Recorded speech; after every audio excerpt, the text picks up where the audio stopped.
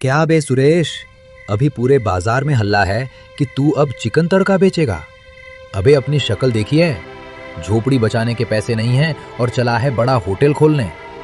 हाँ बिरजू, जमींदार का कर्ज चुकाने के लिए कुछ तो बड़ा करना ही पड़ेगा। अम्मा ने कहा है कि एक कोशिश करके देख लो। अरे तू पागल हो गया है क्या? तू चिकन बेचेगा तो लोग हंसेंगे तुझ पर। लोगों को तेरे ठेले पर बस 10 रुपए के अंडे खाने की आदत है। कोई तेरे ठेले का महंगा चिकन नहीं खाएगा, सब सड़क पर फेंक देंगे। मेरी मान, जितना है उतने में खुश रहे भाई, वरना ये ठेला भी जाएगा। बिरजू अपना ताना मारकर और हंसते हुए वहां से चला गया, लेकिन उसकी चुपती हुई बातों ने सुरेश के बचे खुचे हौसले को भी चकनाचूर कर दिया। ये है समनगर गांव, जहां की सुबह बहुत ही शांत और खूबसूरत होती है। खेतों में काम करते किसान और ठंडी हवाओं का झोंका। गांव के लोग बहुत मेहनती हैं, सूरज उगने से पहले ही अपने कामों में लग जाते हैं। इन्हीं के बीच रहता है हमारा सुरेश, बिल्कुल अकेला, ना कोई परिवार, ना कोई आसरा। अपनी जिंदगी की गाड़ी वो खुद ही खींच रहा है। चलो सुरेश बाबू, सुबह हो गई, आज भी मेहनत करनी है, वरना रात को चूल्हा कैसे जलेगा। अकेली जान है, खुद ही कमाना है और खुद ही खाना है। गांव के नुक्कड़ पर एक पुराने पीपल के पेड़ के नीचे सुरेश रोज अपना उबले अंडे का ठेला लगाता है। सुबह सुबह अकेले ही भट्टी जलाता है, अंडे छीलकर रखता है और फिर खड़े होकर अपने पक्के ग्राहकों का इंतजार करता है। तभी खेतों में काम पर जाने वाले मजदूरों का वहां आना शुरू हो जाता है। अरे सुरेश भाई, भट्टी चालू हो गई क्या? जल्दी से 2 अंडे निकाल दे यार, खेतों में आज बहुत काम है, जाने में पहले ही देरी हो रही है। अरे राम सिंह काका, आपके लिए तो भट्टी हमेशा चालू है। सुरेश फुर्ती से अंडों पर अपना खास मसाला छिड़कता है और प्लेट काका की तरफ बढ़ा देता है। लो, एकदम गर्मा गर्म अंडे, खाकर जाओ, वरना दिन भर फावड़ा कैसे चलाओगे। तेरी यही बात तो अच्छी लगती है सुरेश, हमेशा हंसते हुए मिलता है, चाहे जिंदगी में कितनी भी तकलीफ हो। सुरेश के ठेले पर भीड़ सिर्फ अंडों की वजह से नहीं आती, असली जादू तो उसके हाथ से पिसे उस खास मसाले में है। जो भी उस चटपटे मसाले को चखता है, वो सुरेश के हाथों का दीवाना हो जाता है।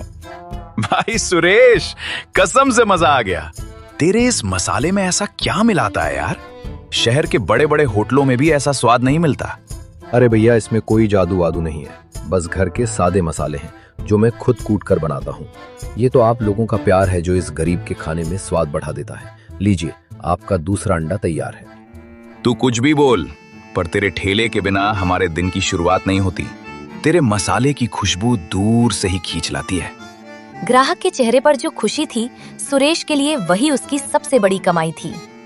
दिन में ठेले पर भले ही खूब भीड़ लगती है, लेकिन जैसे ही शाम ढलती है और बाजार खाली होता है, सुरेश की असली परेशानी शुरू हो जाती है। 100, 300, 500, बस 550 रुपए। हे भगवान, आज भी दिन भर भट्टी की गर्मी सहने के बाद बस इतना ही बना। अंडे और मसाले का सामान कितना महंगा हो गया है। दिन भर पसीना बहाने के बाद भी गल्ले में कुछ खास नहीं बचा था। बाजार में हर चीज के बढ़ते दामों ने सुरेश की कमर तोड़ दी थी। सुरेश की आंखों में एक डर था, कल का डर, बीमारी का डर और अपने अकेलेपन का डर। मैं अकेला इंसान हूँ, फिर भी इतने कम पैसों में अपना गुजारा कैसे करूंगा? मकान का किराया भी देना है, अगर कभी बीमार पड़ गया तो दवाइयों का पैसा कहाँ से लाऊंगा?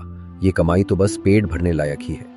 महंगाई के इस दौर में सुरेश का अकेलापन और गरीबी उसे अंदर ही अंदर खाए जा रही थी। रोज शाम को ठेले के पास उदास बैठे सुरेश को गांव के रामू काका अक्सर देखते थे। आज सुरेश का उतरा हुआ चेहरा देखकर काका से रहा नहीं गया। क्या बात है सुरेश, आज फिर पैसों का हिसाब लगाकर परेशान हो रहा है? तू तो जवान लड़का है, फिर भी तेरा चेहरा हर शाम ऐसे क्यों उतर जाता है? क्या परेशानी है, मुझे बता।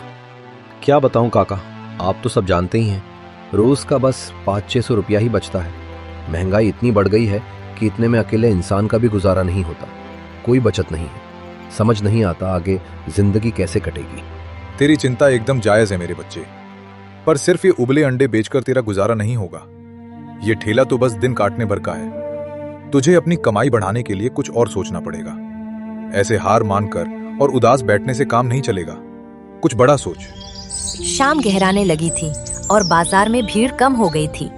ठेले पर बचे हुए आखिरी कुछ अंडे भी बिक चुके थे। सुरेश उदास मन से अपना ठेला समेट ही रहा था, तभी गांव की एक बुजुर्ग महिला, जिन्हें सब अम्मा कहते थे, वहां आ गईं। अरे बेटा सुरेश, लगता है आज के सारे अंडे खत्म हो गए। मैं तो सोच रही थी कि आज तेरे हाथ का एक उबला अंडा खा लूं। हाँ अम्मा, आज के तो सारे बिक गए। आप कल आना, मैं आपके लिए एकदम बढ़िया अंडे निकाल कर रखूंगा। अंडे तो मैं कल खा लूंगी बेटा, पर ये बता, तेरा चेहरा क्यों इतना उतरा हुआ है? देखकर ही लग रहा है कि तू फिर किसी गहरी चिंता में है। तू बिल्कुल अकेला है बेटा, खुद ही सब कुछ संभालता है। मुझे बता, क्या बात है? क्या बताऊं अम्मा, अंडे तो बिक गए लेकिन कमाई कुछ नहीं है। महंगाई इतनी बढ़ गई है कि अब गुजारा नहीं होता। दिन भर खटता हूँ, फिर भी हाथ में कुछ नहीं बचता।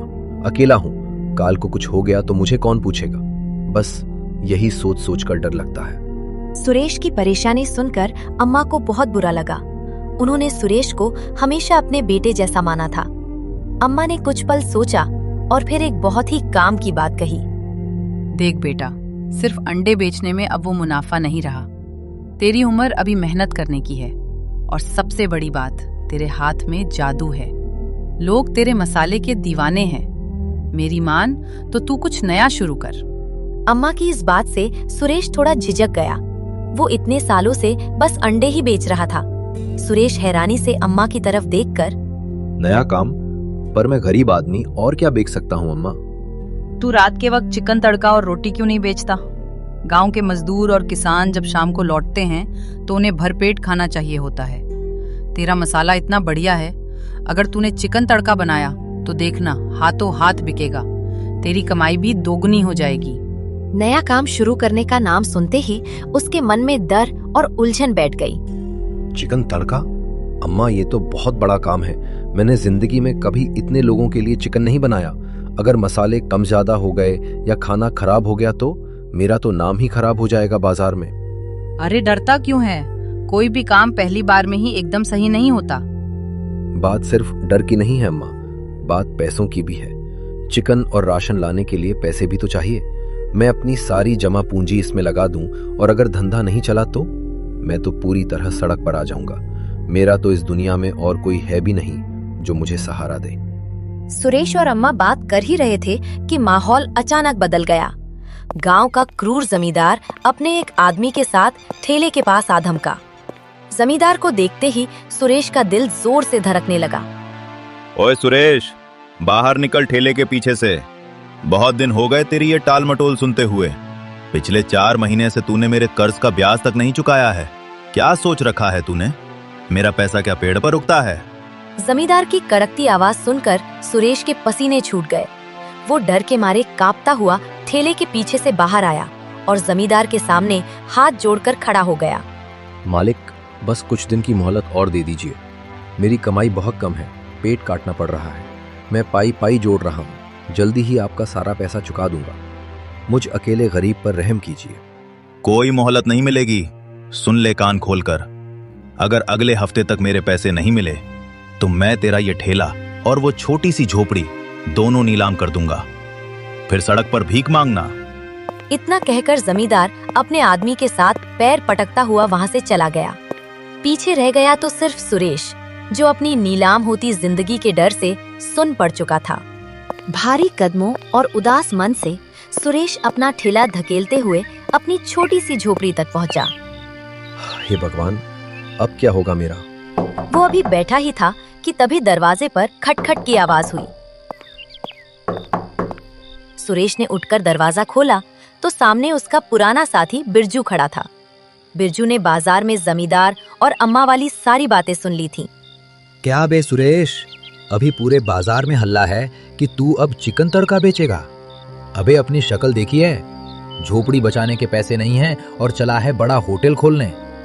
हाँ बिरजू, जमींदार का कर्ज चुकाने के लिए कुछ तो बड़ा करना ही पड़ेगा। अम्मा ने कहा है कि एक कोशिश करके देख लो। अरे तू पागल हो गया है क्या? तू चिकन बेचेगा तो लोग हंसेंगे तुझ पर। लोगों को तेरे ठेले पर बस 10 रुपए के अंडे खाने की आदत है। कोई तेरे ठेले का महंगा चिकन नहीं खाएगा, सब सड़क पर फेंक देंगे। मेरी मान, जितना है उतने में खुश रहे भाई, वरना ये ठेला भी जाएगा। बिरजू अपना ताना मारकर और हंसते हुए वहां से चला गया।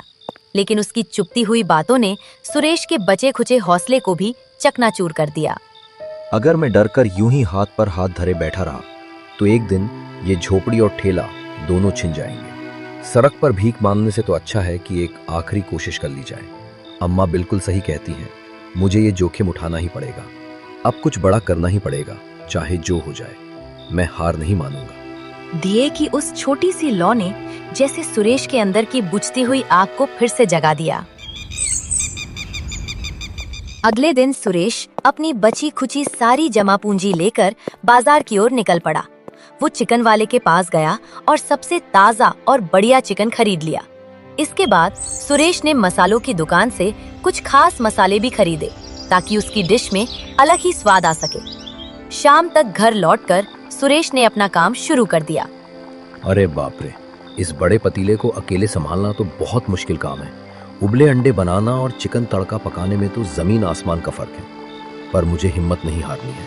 आज रात सोऊंगा नहीं, चाहे पूरी रात जगना पड़े। ये तड़का तो मैं बना कर ही रहूंगा। भट्टी की तेज आंच और उठते धुएं के बीच सुरेश पूरी रात काम में जुटा रहा।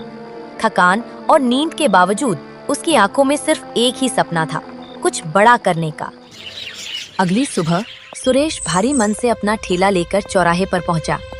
आज अंडों की जगह पतीले में चिकन तड़का रखा था। तभी खेतों की ओर जा रहे कुछ लोग रोज की तरह उसके ठेले पर अंडा खाने के लिए आ पहुंचे। अरे सुरेश, ये क्या बना लाया आज?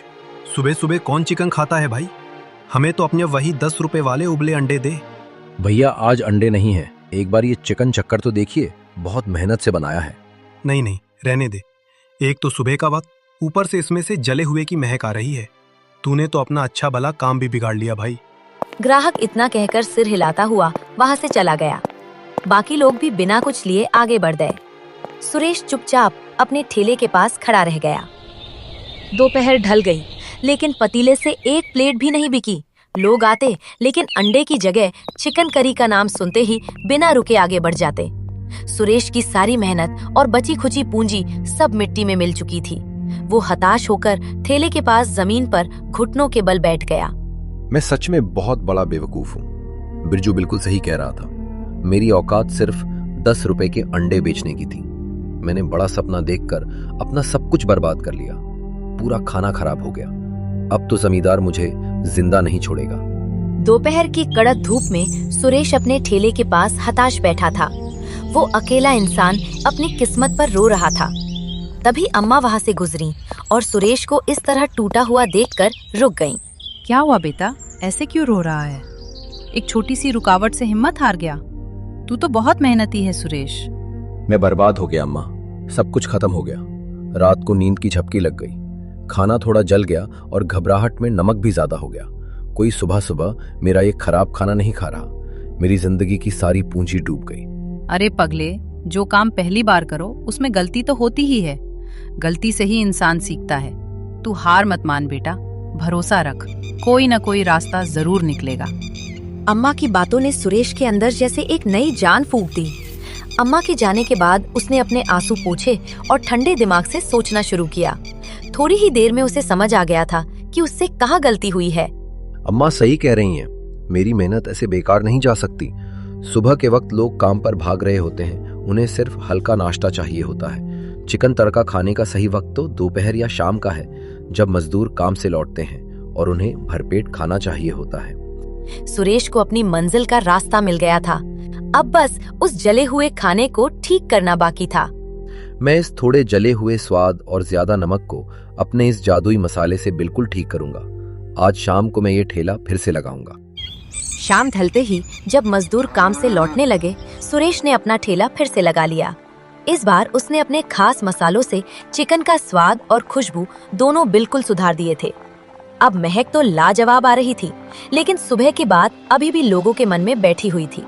है सुरेश, खुशबू तो बढ़िया आ रही है, पर सुबह तो तेरा खाना एकदम जला हुआ था। देख भाई, मैं दिन भर का थका हूँ, एक प्लेट खाकर देखता हूँ, लेकिन कान खोल कर सुन ले, अगर स्वाद नहीं आया तो एक भी पैसा नहीं दूंगा। बोल, मंजूर है? मंजूर है काका, एक बार चक्कर देखिए, अगर पसंद ना आए तो पैसे मत दीजिए, ये मेरा वादा है। ग्राहक ने प्लेट हाथ में ली और पहला निवाला मुंह में रखा। उसे खाते देख सुरेश की धड़कन जैसे एक पल के लिए रुक सी गई।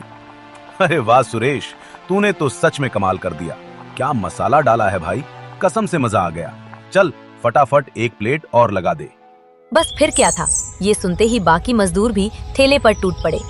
देखते ही देखते भीड़ लग गई और हर कोई बस चिकन तड़का ही मांग रहा था। अगली सुबह जैसे ही सूरज की पहली किरण गांव पर पड़ी, सुरेश का ठेला आज पहले से ही ग्राहकों से भरा हुआ था। लोग खड़े खड़े उसके उबले अंडे मजे से खा रहे थे। वाह सुरेश भाई, अब तो मजा आ गया।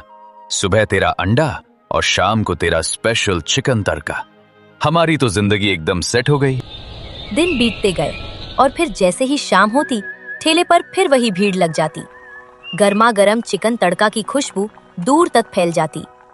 भीड़ के बीच अचानक गांव का जमींदार आ खड़ा हुआ। उसे वहां देखते ही सारे मजदूर सहम गए। सबको लगा आज सुरेश की खैर नहीं।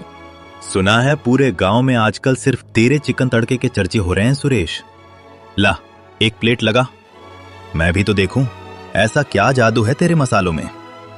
जी मालिक, अभी लगाता हूँ। सुरेश ने बिना घबराए एक प्लेट जमींदार को दी। जमींदार ने पहला निवाला मुंह में रखा और उसकी आंखें हैरानी से चमक उठी।